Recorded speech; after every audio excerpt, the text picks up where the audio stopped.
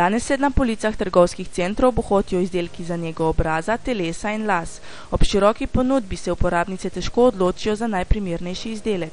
V zadnjem času pa je potrošnikom na voljo tudi spletna komunikacija, kjer so na voljo različne informacije o negi, lepoti in življenjskem slogu nasploh. Eden takšnih spletnih medijev je tudi portal Planet Lepote, ki mu zaupa že več tisoč uporabnikov in uporabnic. Planet Lepote je bil sprva forum. Odkje je ta ideja po forumu o kozmetiki, o negi, o lepoti? V bistvu razloga sta dva ključna. Prvi je ta, da je mene od nekdaj že zanimala zelo lepota, kozmetika, zdrav način življenja, zdrav prehranjevanje, pač vse, kar je s tem povezano, vse, kar zanima v bistvu večino sodobnih žensk. Druga je pa ta, da v tej povezavi s tem sem začela pač upravljati razne izdelke, ki naj bi bili super, pa sem jih priporočila v drogerijah, pa parfumerijah, pa kozmetičarke, ampak moja koža je bila čedalje slabša. In pa sem videla, da tukaj nekaj ne štima, ne? In potem sem s prihodom interneta preštudirala te stvari in videla, da so sestavine ključne, ne, ki vplivajo na kožo, in sem se odločila to svoje znanje, ker sem ga v bistvu nekaj let posvetila temu, deliti z drugimi, da ne bodo ponavljali mojih napak v bistvu. Planet Lepote se je razširil v portal. Odkje je ta želja, potreba po portalu? V bistvu to je bila čisto logična nagradnja, zato ker dosta se pojavljala podobna vprašanja in potem skozi isto odgovarjati nima nekak smisla, ampak smo začeli članke pisati, ne? Da se najprej uporabnika usmeri na članek in če imamo potem še kakšno dodatno vprašanje, da pač pride pa še na forum, ne?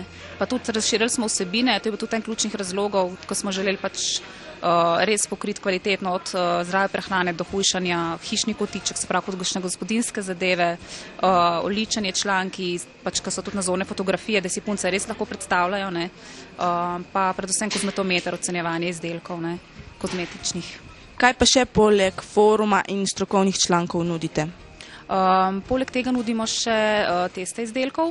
To so v bistvu popolnoma nepristranski testi. Mi vzamemo na test različne izdelke, naprimer smo imeli teste pudrov, pa teste glosov, jih testiramo in potem opišemo, kje so prednosti, kje so slabosti in kaj dejansko lahko od izdelka pričakujejo, ne. Ker če v bistvu preverimo vsako reklamo, je vse super, ne, ampak ni zmeraj vse tako super, z tega so pač ti testi.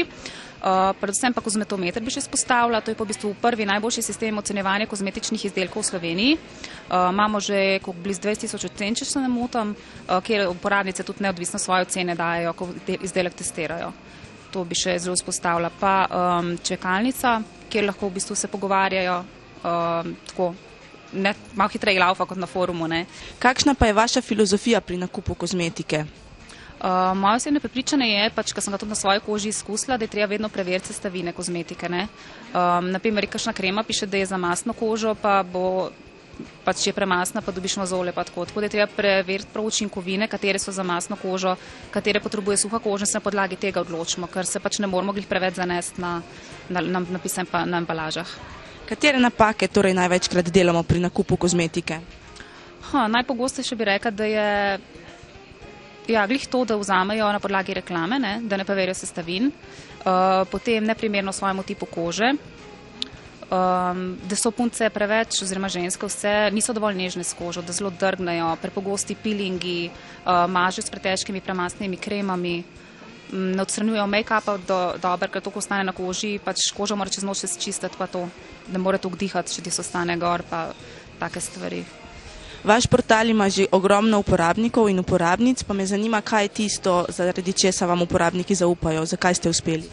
Jaz bi rekla, da je to ravno dva dejstva, da pač priporočamo izdelke izključno na podlagi kozmetičnih sestavin, ne na podlagi reklam, se pravi, vsak izdelek, preden ga jaz priporočim, preverim sestavine in potem rečem, za to kožo je primeren, za to ni.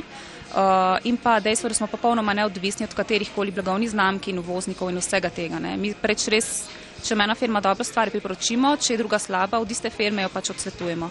In to se v bistvu so videli, da je nekaj na tem uporabnik in zdaj ga se zmerno znova vrača, ko se dejansko kažejo rezultati v lepši in boljši koži in boljšemu počutju in tako naprej.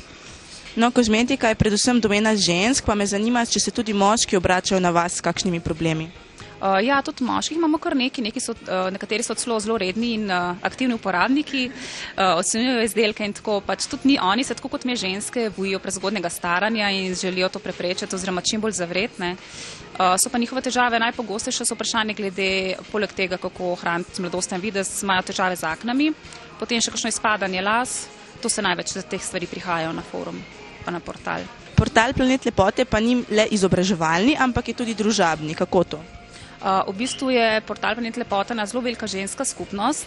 Imamo zelo prijazne uporabnice, ki se med sabo zelo pomagajo z nasveti, tako pač če treba tudi kakšnem kraju ne dobi svojega izdelka, v drugem kraju kup, pa je pošlje, tako zelo so prijateljske, pač pišejo tudi bloge, kjer se bolj spoznavajo med sabo, fotoalbumi, pač imamo tako zelo razdelane te osebne spletne strani, kjer se lahko v bistvu predstavijo ena drugi, tako da je v bistvu zelo so povezane med sabo, no, in se spoznavajo. Koliko uporabnikov pa vam že zaupa? Trenutno se številka bliža 10 000 uporabnikom, mesečni obisk imamo pa tam nekaj nad 60 000, kar je v bistvu za tako ozko usmerjeno področje zelo velik obisk, ne. Pa na forumi so zelo dobro obiskani, zelo so prijazni uporabniki, vsa nam so nove teme, novi post, sporočila, tako da res zadeva zelo laufa, no.